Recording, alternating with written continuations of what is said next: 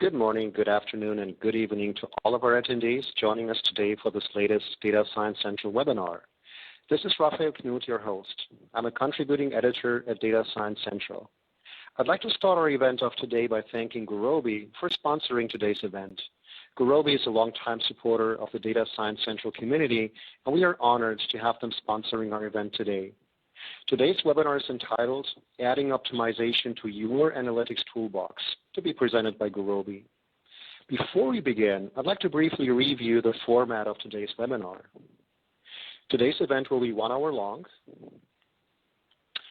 We have 2 presenters who I'll introduce in just a minute.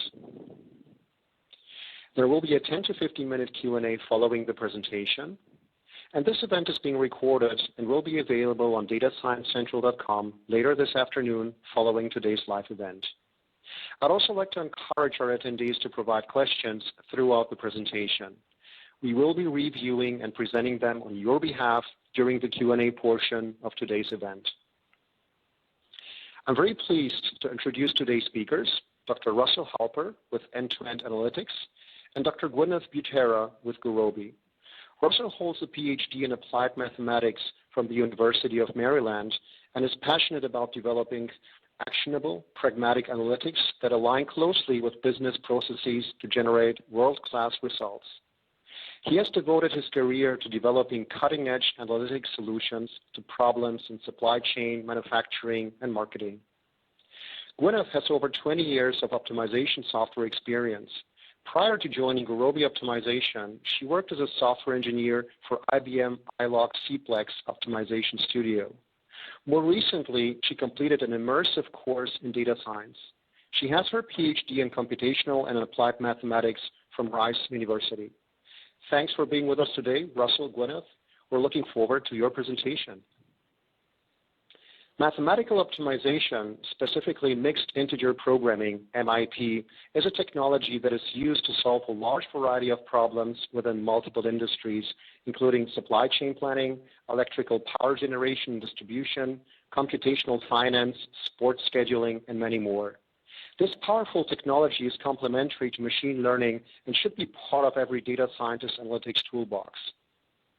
In today's Data Science Central webinar, you will learn the basics of optimization and MIP, how to identify optimization problems within your organization, when to use MIP versus artificial intelligence when developing a prescriptive analytics solution for your business problem, how MIP can be used as a complementary technique to machine learning, and we will present real-world examples of machine learning and optimization in action, illustrating the value it can bring to your organization. We will also provide you with next steps on how to get started with optimization, as well as available resources. Russell, Gwyneth, with that, I'm going to turn it over to you. You can begin as soon as you're ready to go. Hi, everyone. This is Gwyneth Butera, and welcome to today's webinar. I'm happy to be here and talk to you about some of this fun stuff. As data scientists, you're likely involved in some way in improving how decisions are made. You may be asked by your manager or your company, what will people buy? What will people watch? To answer, you create and tune some predictive models, and given a set of predictions, though, how can you make great decisions? Well, that would be optimization. Also, consider that within many machine learning techniques, there are choices that must be made, such as what parameters you want to use, what techniques you want to use, and more. And what can help you make those choices? Optimization. So in today's webinar, I will start by giving a general overview of optimization, more specifically mixed integer programming, or MIP for short. MIP is a subset of the more general class of mathematical optimization, of mathematical programming problems. One thing to note here is the word programming refers to planning, as in a choice of a program of action, and not computer programming, as I actually thought when I was a kid. I will then discuss how optimization problems are modeled and give a summary of some of the algorithms that we use for solving these problems. Dr. Halper will then provide some guidelines on identifying optimization problems within your organization before he moves on to demonstrate how MIP complements machine learning. So before we start with the basics, we have a poll. Have you ever used mixed integer programming, MIP for short, to solve your business problems? Please respond. Yes, I have used MIP in the past. Yes, I am currently using MIP to solve problems. And no, I have never used MIP.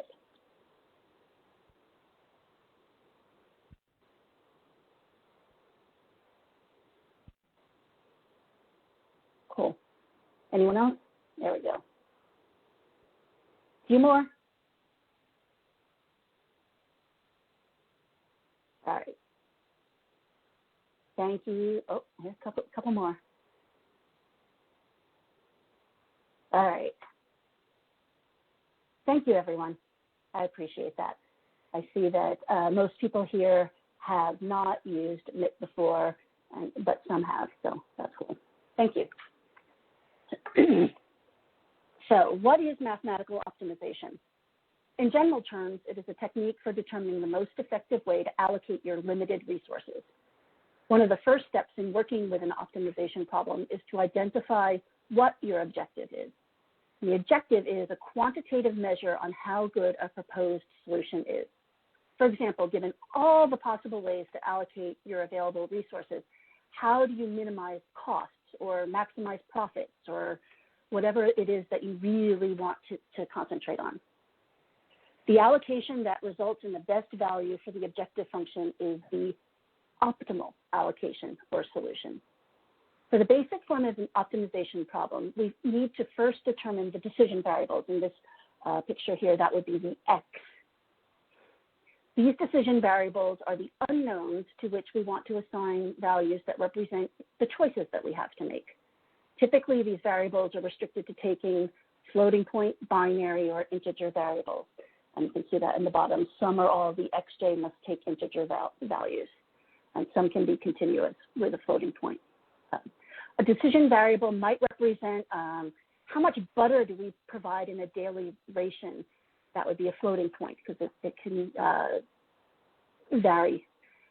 It doesn't have to be 1 tablespoon. It could be 1.2 tablespoons. Or how many machines should we spin up? That would be a general integer because we're asking how many. Or whether or not we open a proposed distribution center. That would be a binary. Open, don't open.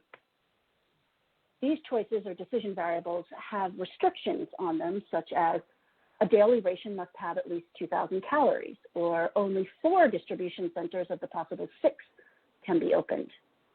These restrictions are represented by constraints. So the constraints here, AX equals B, or you can do AX is less than or equal to B. And the X's are bound by lower bound and upper bound as well. If a set of values for the decision variables, the X's, satisfies all of the constraints, we call this set of values a feasible solution. It's a possible solution. It doesn't violate any of the constraints. Over all of the feasible solutions, we want to find the optimal one, the one that gives the best value for our objective function, which is here objective. Minimize or maximize some coefficients with our decision variables. So the types of mathematical programming problems include linear programs. In a linear program or linear programming problem, all the decision variables are continuous. They're floating point. They measure things like volumes or percentages. The objective function of a linear program is linear, and all the constraints are linear combinations of the decision variables. You see here the matrix A multiplied by the vector X. In this case, the region of the feasible or the possible solutions is convex. Mixed integer programs are similar to linear programs, but some of the decision variables are required to take discrete values, usually modeled as integers. That's down here, the integer values, such as the number of machines to buy or spin up, or how many shirts to stock in your store. We say mixed here because mixed integer programming can include continuous decision variables as well as discrete ones. So some must take integer values. In this case, of mixed integer programming, the feasible solutions are disjoint like a lattice. In quadratic programming problems, QP, the objective function is a quadratic function and often some kind of variance matrix. Typical modeling applications of math programming include production, such as mixing or machine allocation, purchasing, such as inventory stocking and reordering, finance, such as capital budgeting, and human resources, such as workforce scheduling. But now let's consider a simple manufacturing problem. A company manufactures chairs and stools from a set of parts, such as legs, seats, cross braces. The profit from a stool is $10, while the profit from a chair is $11. There's a limited quantity of parts, and the goal is to maximize profit. The decision variables in this model are how many stools and how many chairs to build. You can see there that B represents the number of stools, and C is the decision variable representing the number of chairs. The objective, which you see maximize up there on the right, is to maximize profit. So that function is 10 times the number of stools that we produce plus 11 times the number of chairs that we produce. We also must represent that the materials are limited.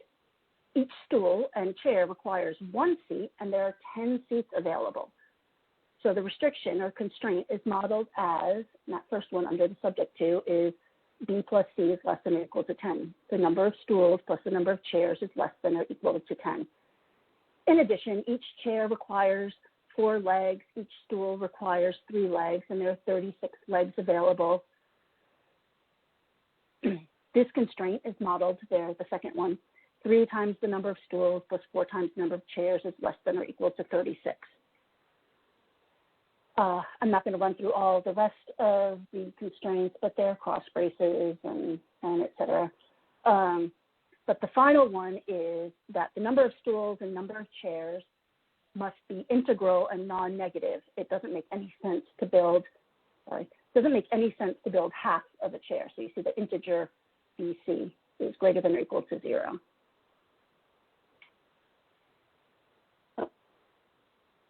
So now that we've seen a basic mixed integer programming model, let's consider one that's a bit more interesting. An often used example is sports scheduling.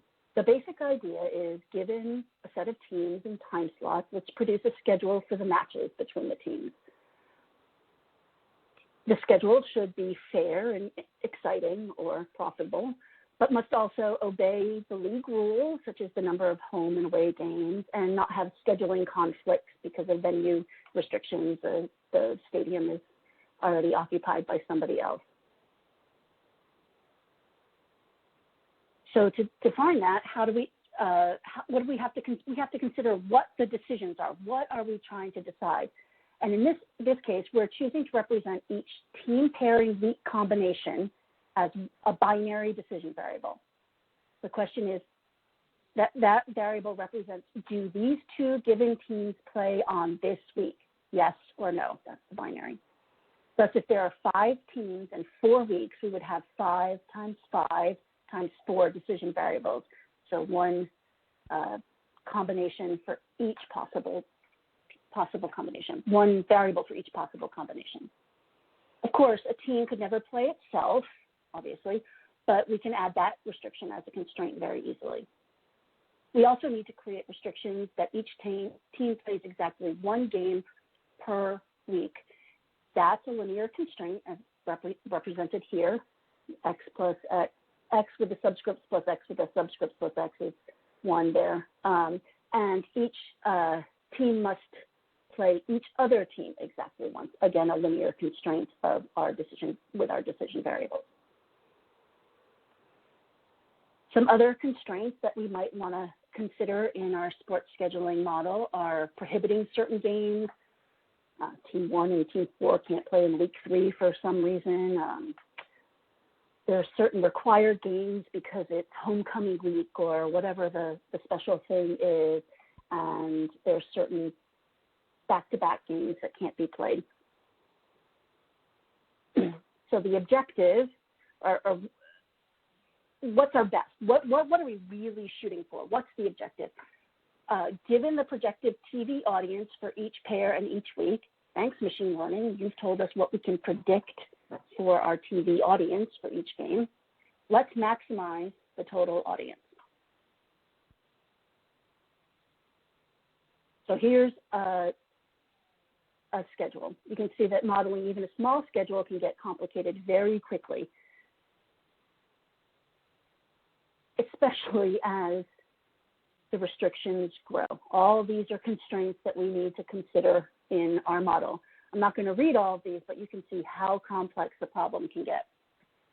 We can model all of these restrictions listed here as linear constraints on our decision variables, as binary variables of team versus team in a week.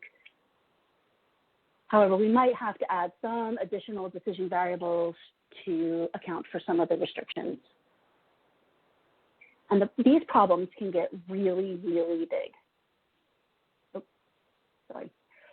One of the problems from the NFL had 25,000 constraints and 20,000 decision variables, of which 3,600 are binary variables. That's pretty big. Not the biggest we've seen, but pretty big. But this particular NIP was taking days or weeks to solve, even on the fastest computers. So it's a huge problem that is very difficult to solve. And so speaking of size of problems, at Gurobi we are often asked if a particular model is large compared to the models that Gurobi typically solves. This scatter plot of the 6,000 models in our internal benchmark set gives an indication of typical sizes. These models have been collected through the years and include academic, public domain, and customer models. Along the x-axis is the number of constraints. Along the y-axis is the number of decision variables, and each dot represents one model in our test set. The red lines that you see there separate some special models for us. The first set is the lower red that contains more models in the upper right-hand corner. Those are models with 100,000 decision variables and 100,000 constraints, the restrictions. And then the other red line represents the models that have 1 million variables and constraints. So you can see we have many models in the over 100,000 category. Models with over 1 million variables and constraints represent some of our largest and most difficult models. So how do we solve these math programming problems that we've modeled, even knowing that they're so large and so complex? Well, our first step is to look at linear programming. It's kind of the basic method that many of our techniques are built on. For linear programming, remember that the decision variables do not take discrete values. These are continuous. In this model, you see at the top max x plus 1. The objective is to maximize that sum of those two decision variables, which are both restricted to be non-negative down there in the subject 2.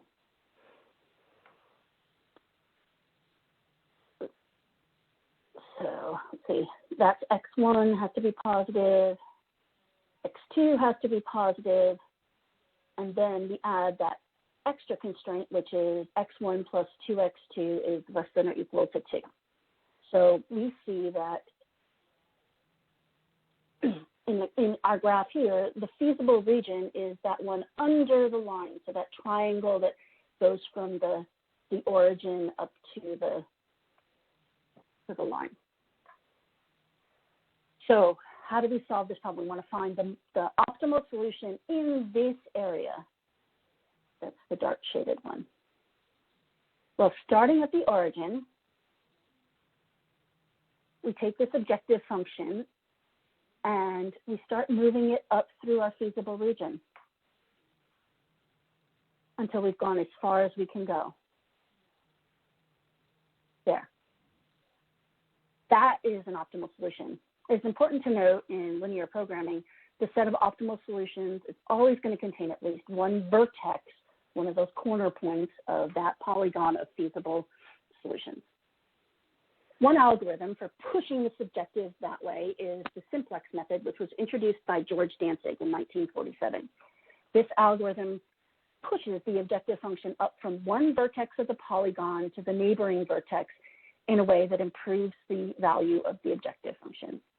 The simplex method is a deterministic algorithm. As long as certain tie-breaking rules are observed, the algorithm will terminate with the optimal solution, assuming that the feasible region is not unbounded or in the direction of the objective or empty. If the feasible region is empty, then your constraints are too restrictive and there is absolutely no solution. Other algorithms have been developed, and they include the dual simplex, which in simple terms, it uses a similar method to the simplex method, but it solves the transpose of the original problem. And also interior point methods, which kind of trace a path through the middle of the feasible region. While interior point algorithms are polynomial in time, they can include expensive calculations. In contrast, the simplex method could be exponential in the worst case, but it is very efficient in practice.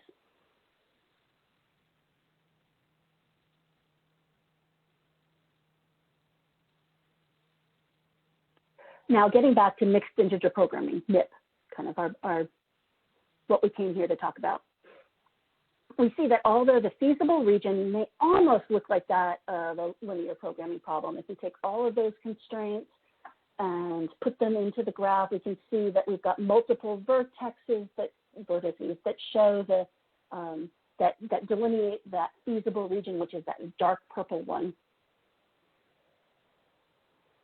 And so it almost looks like an LP, but then we have to add the integer constraint that says that the two decision variables must be integral, which then means that we're not in that dark purple area anymore. We are those dots within the dark purple area. And so it's a lattice of discrete points and not a convex polygon. And so algorithmically, we are not good at exploring this integer lattice. Even a simple 0, 1 cube in n dimensions would have 2 to the n points in it.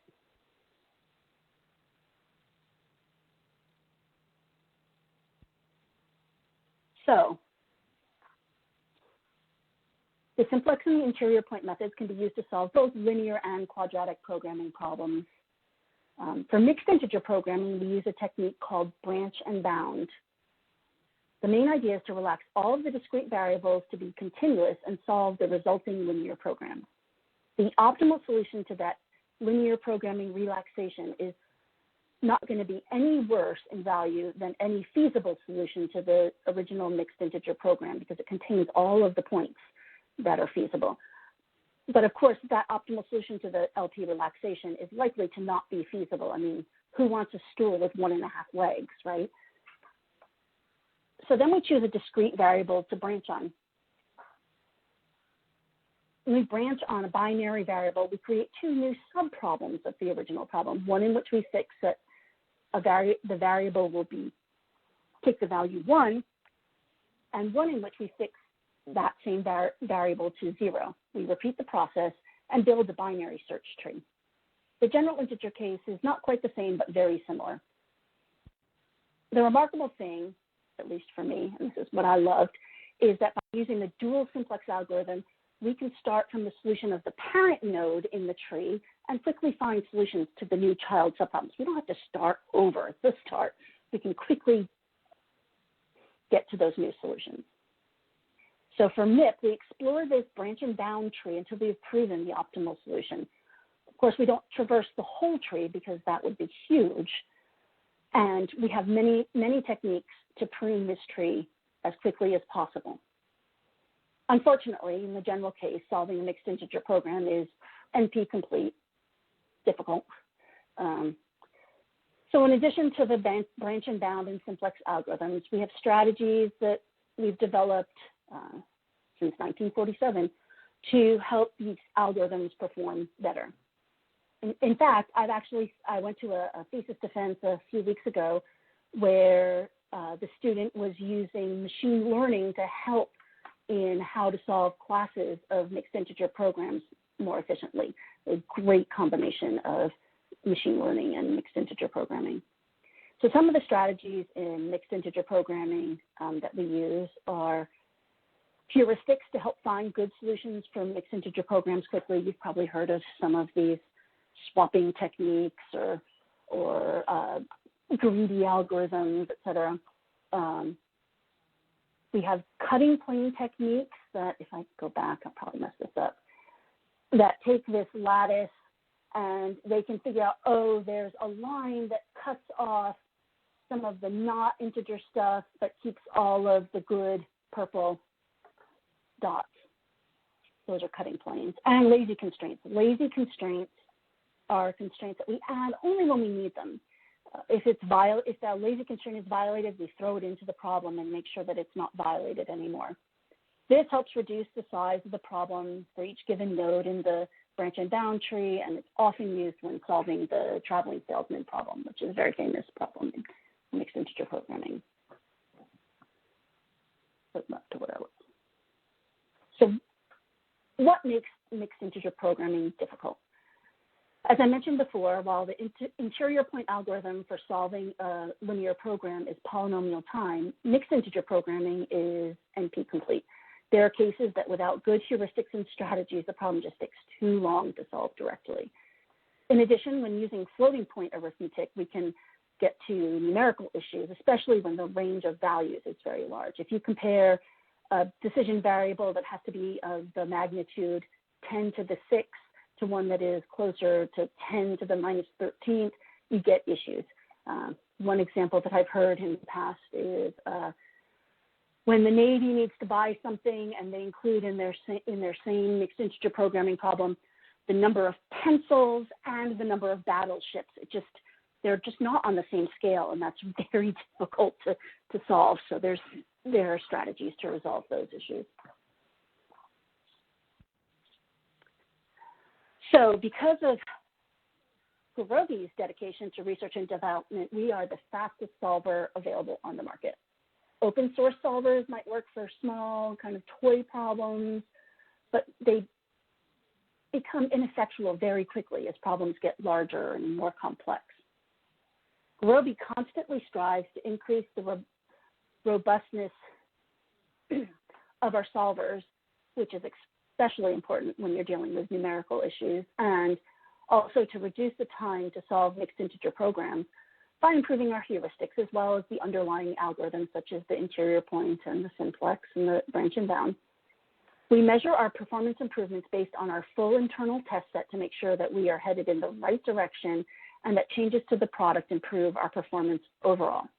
This chart looks at performance of Gurobi from version 1.1 to 8.0. The blue bars represent the number of models that each version of Gurobi could not solve within 10,000 seconds. So version 1.1 of Gurobi could not solve 994 models within the time limit, while version 8.0 could not solve 84 of the models within the time limit. In addition, the red line indicates the cumulative speed up for each version. You see on a set of models that took over 100 seconds to solve in 2012, there has been a 53 times cumulative speed up of Gurobi over those years. This makes it possible to solve models that you just couldn't dream of solving 9 years ago. And now I'll pass to Dr. Halper to present integrating mixed integer programming and machine learning. Russell? Great. Thanks, Gwen. My name is Russell Halper. I'm with End-to-End Analytics. We're a Gurobi partner, and we tend to take optimization, deploy it to industry, and help coach data science teams getting started in the area.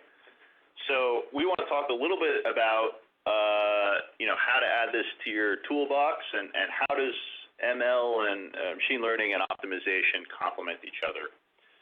So let me start off here with a little bit of a thought exercise.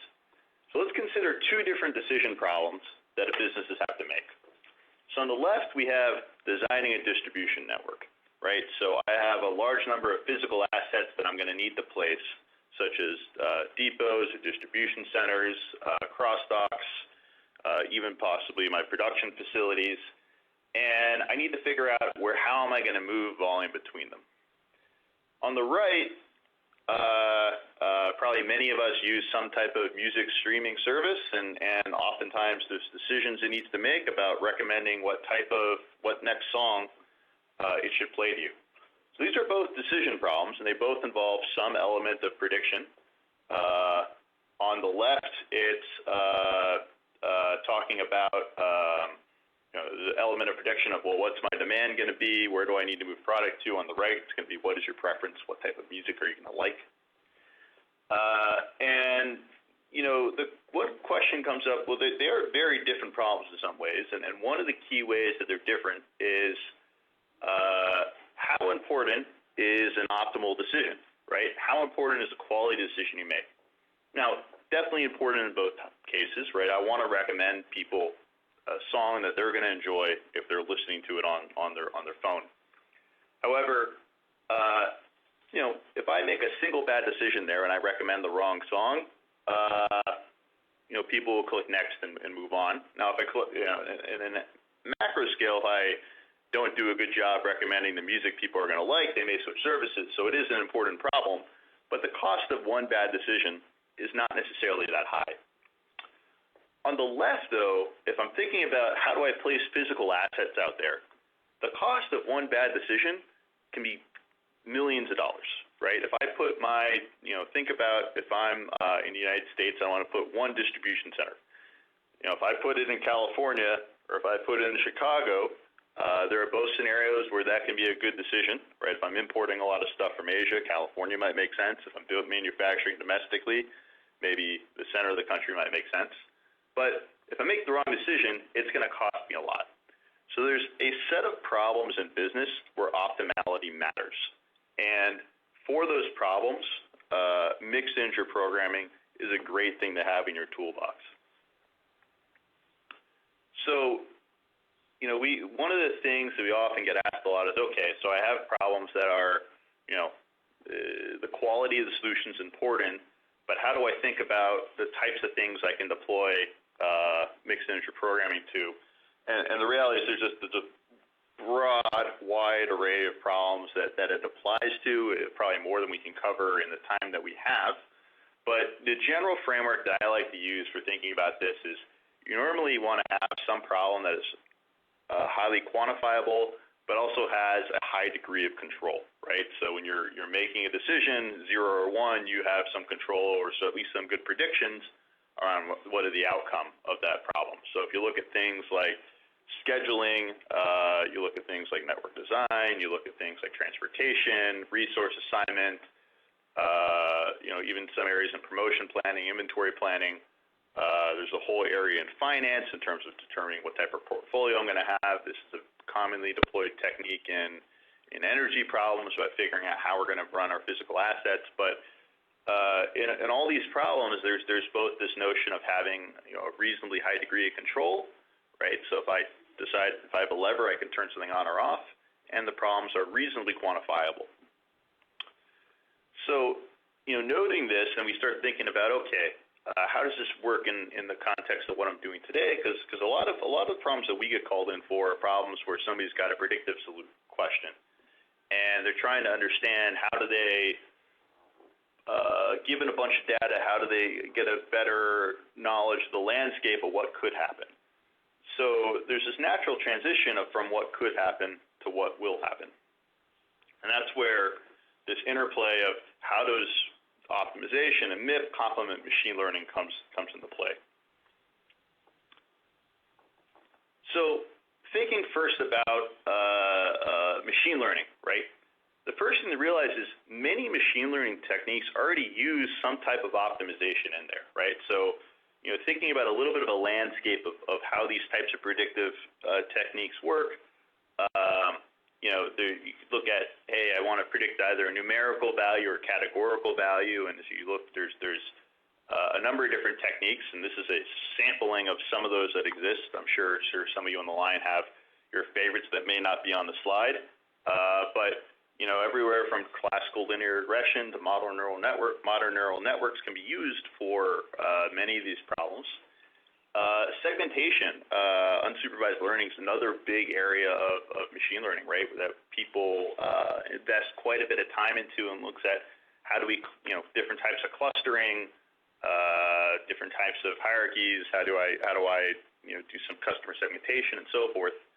But many of these problems already implicitly have some aspect of optimization underneath the hood of what they're doing. So let's just pick three here. So if anybody's studied regression, right, you're minimizing the sum of squared errors when you're fitting the model, or that's the typical way of doing it.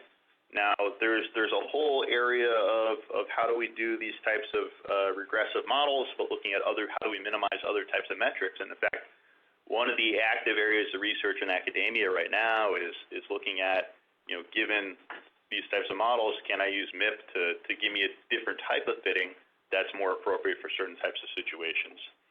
Neural networks, if you've studied the ways those work, there's stochastic gradient descent, which again is trying to minimize your average error.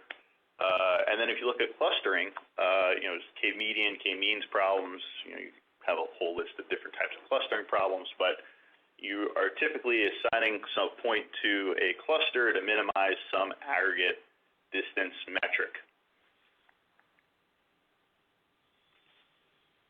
So just to dive into clustering, and again, I think we're going to scratch the surface a little bit today about how these things work, but there are books and literature out there to understand more. Clustering actually can be formulated as a mixed integer programming problem.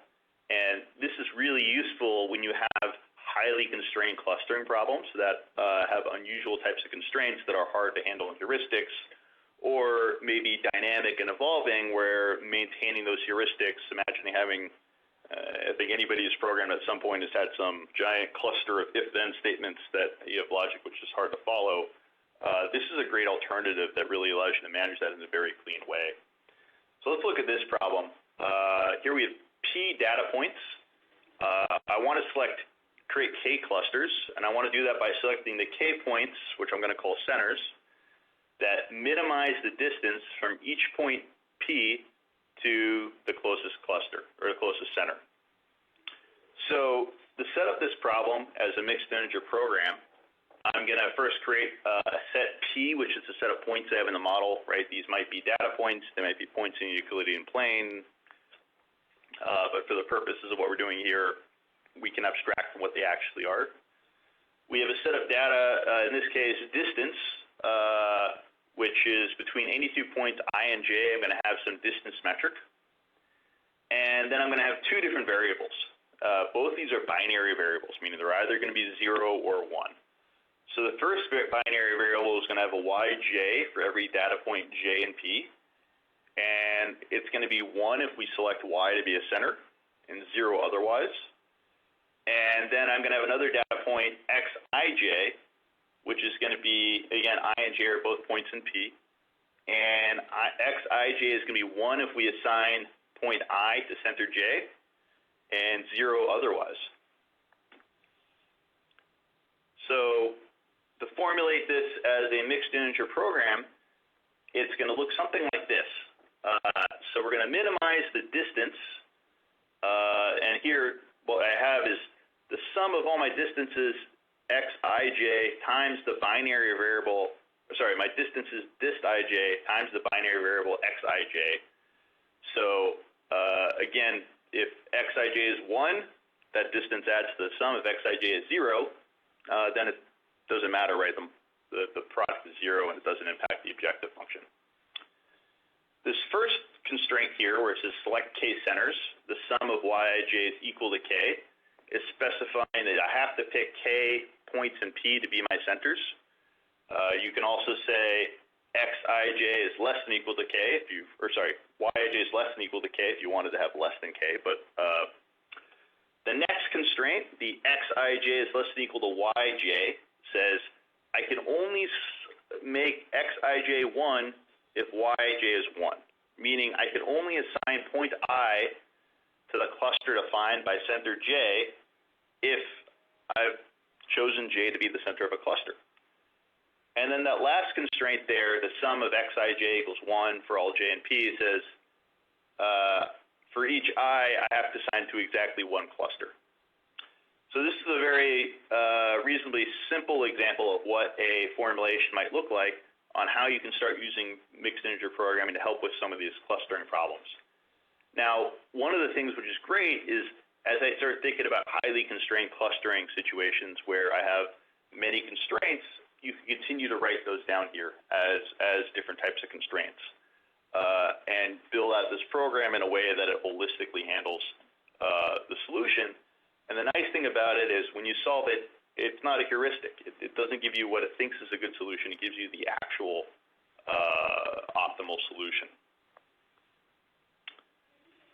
Another place to scratch the surface a little bit about how MIP and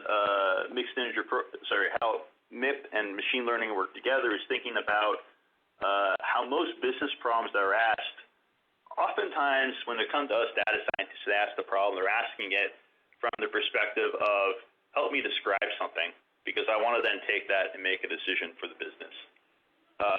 The nice thing that MIP allows you to do is really translate that predictive work into prescriptive and have a holistic solution to say, not only can I help predict what I think is going to happen, I can also prescribe a course of action that will be helpful for the organization. And if you think about prescriptive analytics, there's a handful of techniques, and I always like to advocate when you're thinking about yourself as a data scientist, it's good to have as many of these things in your toolbox as possible and know when to apply the right one. And I think we live in the world, in the age right now where we hear a lot about AI, and it's a great, promising technology, but there's certain things that optimization has as a strong point and why it's a good thing to have with you when you approach certain types of problems. One of the key things, again, is how important is optimality, right? By the nature of all those techniques we saw on the left-hand side, mixed integer programming is one that always guarantees you, if you can solve this problem, it's going to give you an optimal solution. Now, the other ones, in certain cases, you may have a heuristic, which can give you optimal solution. But in other cases, there's no guarantee. Now, you may find a heuristic which you've tested and built, or you may have built an AI model that works fairly well on some basis, but there's a certain set of problems where optimality is important. Another case is, how much data do I have to train the model, right? If this is a new business situation without a lot of history that's relevant, can I have a model that's trained, or do I need to go and work on something new? The nice thing about optimization is, while you need some data to guide the solution, you don't necessarily need the actual history to make it work. And there's a bunch of other things to consider, right? What type of scenarios need to be run? What type of sensitivity analysis do I need? Do you need more than one solution, right? Oftentimes for strategic types of problems, you may want to find what are my top 10 most optimal solutions, and then I can weigh in qualitative business considerations against the quantitative result. And another thing to consider is how big is the problem. Another example of where this is applied, where you can look at how do you apply one leading into the other, is looking at the combination of a predictive model and a machine learning model working together. So this is an example. We have 200 different retail stores that have 1,400 employees. This is a real live client of ours. Demand varies throughout the day, and they're trying to figure out, how do I staff my stores? And while respecting all sorts of complicated labor laws and other types of pragmatic considerations, right? It can't have somebody come in for 30 minutes.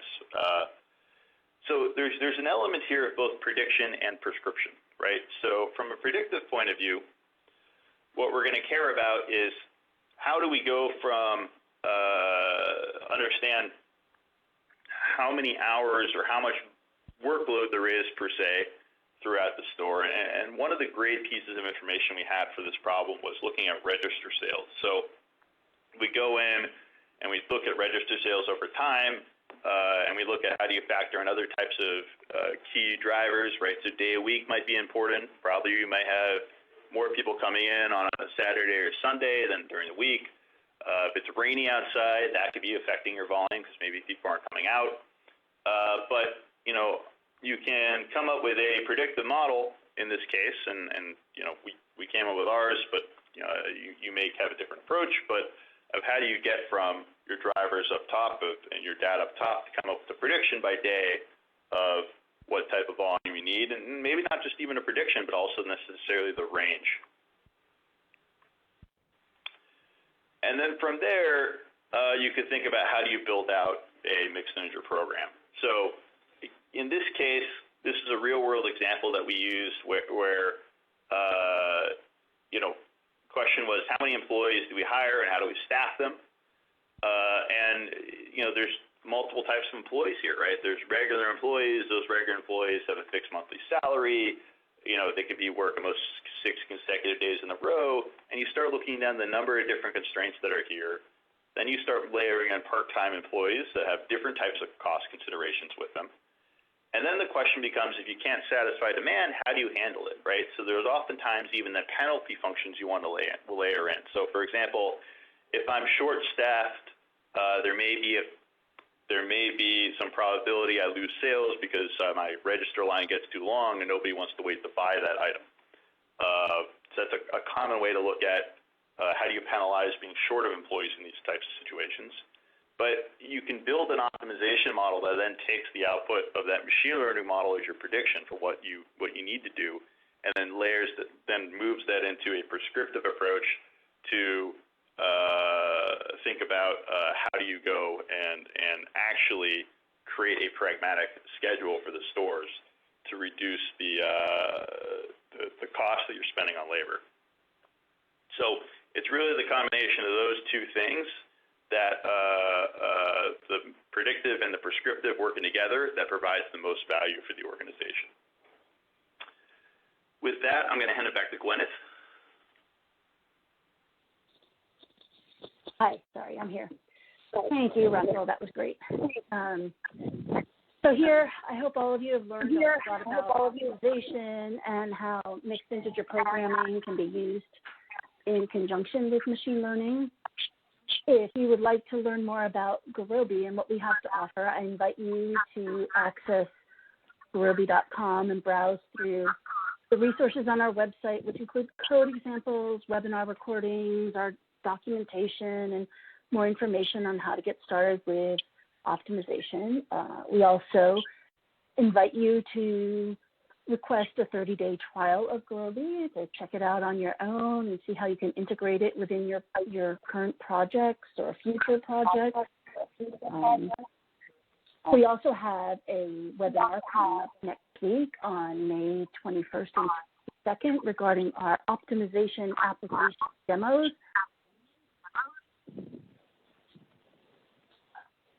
The presentation will walk through 2 live demos that are deployed on Amazon Web Services using Docker and Gurobi Instant Cloud. You can look at our website or the link provided there to register. If you need help leveraging optimization for your business, you're free to contact Dr. Halper at Russell with 2 L's at e2eanalytics.com. So that concludes our presentation. Thank you for attending, but we are now ready to start the question and answer session. Raphael? Russell, Gwyneth, thanks for the excellent presentation. We'll get started with today's Q&A session. I want to thank the audience for their participation. We have a great many questions that have come in during the presentation, and we'll do our best to get through all of them in the time remaining. And during this Q&A session, I'll leave up the screen with contact information for Russell and Gwyneth if you want to contact them for a copy of the slide deck following today's webinar. So let's get started. First question I get here is, what are the typical modeling languages used in math programming? What languages can I code an optimization model in? Russell, I'll start, and you can fill in if I missed something that you want to add. For Gurobi, the majority of our users use our extremely expressive Python API to model the problem. Like I mentioned, we've got variables, constraints, that's the decision variables and constraints, that's all there. We've got specialized constraints, and we make it very easy to deal with sparsity, which is very important in mixed integer programming. The same API is also available in C, C++, Java, .NET, MATLAB, and R, but Python is definitely the top one. Some other modeling languages that we don't provide, but other companies do and can be integrated are Ample, CVXPy, Pyomo, sorry. Russell, did you have anything you wanted to add? I think that covers it well. Okay, cool, thanks. Super. Our next question is, I'd like to get started with optimization. Where do I start? Some of that was covered in the previous slide. Our website is a great place to start looking at, we've got great introductory videos, some these optimization application demos really are right on. I mean, spot on. They show you how changing different variable values, parameters help. We've got tons of example codes in all of the languages I just mentioned. Well, not the specialized modeling languages, but Python for sure, and MATLAB and R. And personally, not as a Gurobi person, but as me, as a person who loves optimization, I've dived into some of the Coursera offerings. So I think some of these MOOCs actually do a fairly reasonable job of presenting optimization and what it can bring, what value it can bring to you. Russell? Yeah, so I think I think everything you said, Gwyneth, as well. The one thing I'd emphasize is that if you're trying to get started, there's a lot of great resources on the Gurobi website. I mean, we have people in our organization who are new associates who want to get into this area. That's one of the first places that we point them towards. And if you reach out to Gwyneth, I'm sure she can help you. Her and the team there can help you understand more about what options are available.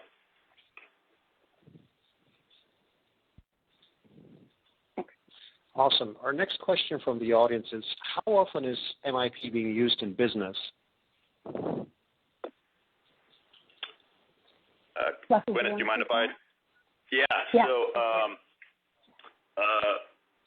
the answer is quite a bit, and it depends on the sort of the areas that you work in. So if you look in the areas of supply chain, you look in the areas of finance, a lot of electrical power management, even some in sort of marketing and other types of decision making, it's used quite a bit. One of the great things about it is when you're talking about problems where, again, optimality matters, it really comes into play because it's one of the very few techniques that are out there that gives you a provably optimal solution, right? Meaning that it's giving you a solution mathematically that gives you the absolute least cost solution. And then as a tool, the great thing about it too is I could then go and do a bunch of sensitivity analysis, play with different constraints. I can ask it, there's a way to ask it sort of what's my second and third most optimal solution. So in certain areas, we see this actually being very prolific. Now, in some of the, and I mentioned there's other areas, I think we talked about like the music recommendation engine, for example, where we see less of it being applied. But for a certain set of problems, it's a quite common technique to use. Gwyneth, anything else from your side to add? No, that sounds great. Awesome. Next question from the audience is, are the Gurobi models open source for use in Python? I'm sorry, I missed that. Let me repeat the question. Okay, are Gurobi models open source for use in Python?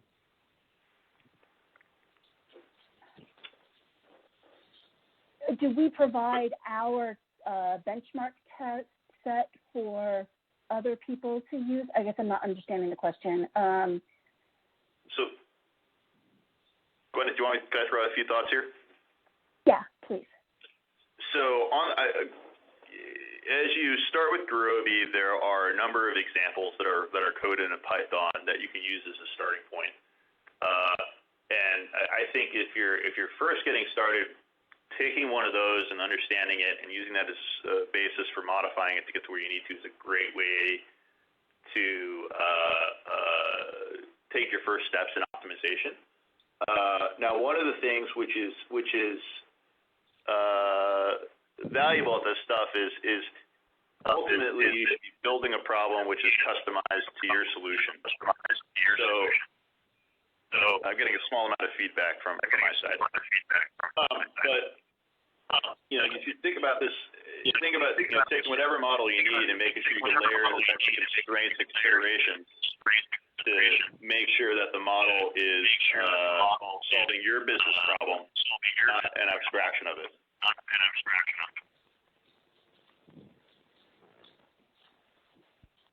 Okay, next question from the audience is, can you suggest some MOOCs, massive open online courses, to start with MIP?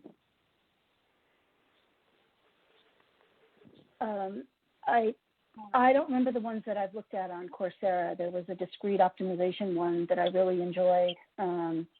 Russell, have you looked at any of them? I think that's a good place to start. I personally have not looked into many of those because I've been doing this stuff for a while. But I know Gurobi also has some other resources in terms of some in-person stuff that's available too. So, I think that's a fine place to start. Yeah, that's a great point, Russell. Our Gurobi days, we have one coming up in Atlanta in August. That's a fantastic place to start, I think. I went to the last one in San Francisco, and I really enjoyed it. Even though I, too, have been in the field for 20 years, it still introduced me to some things that I hadn't seen before. So thank you. So our next question is, as far as I understand, MIP helps in optimizing the machine learning and deep learning algorithm, such as gradient descent. Is that a correct assumption?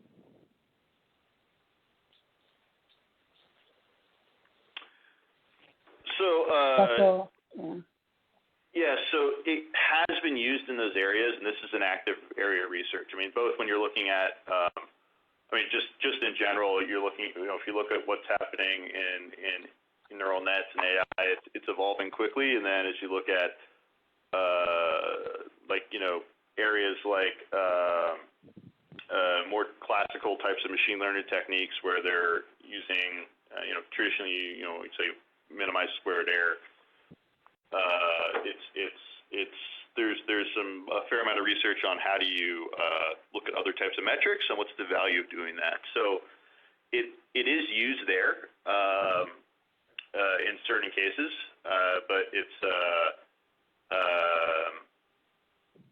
depends on what you're doing. And the other question I think about is, as a data scientist, where do you fit into the stack of are you business facing and trying to solve a business problem? Are you developing the technical resources?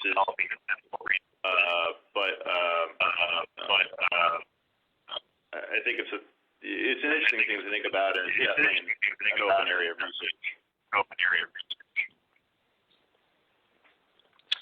Russell, Gwyneth, thank you. Great answers to some very good questions.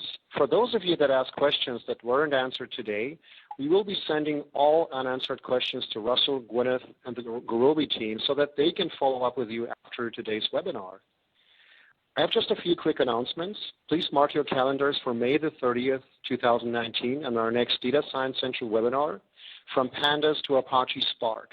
Also, today's taping will be available for on-demand viewing later today and can be found on the home page of Data Science Central in the Webinar tab located at the top of the page.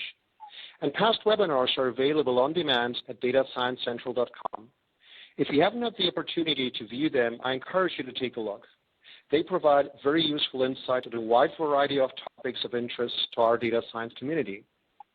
This brings today's webinar to a close. I'd like to thank our audience for their attendance and thoughtful questions, and a special thanks again to Gurobi for their sponsorship, as well as to our speakers today, Dr. Russell Harper and Dr. Gwyneth Butera, for their insight into today's topic. My name is Raphael Knut, and I'm very pleased to have been your host for today's event. I look forward to seeing you all again on May the 30th, 2019. Have a great day.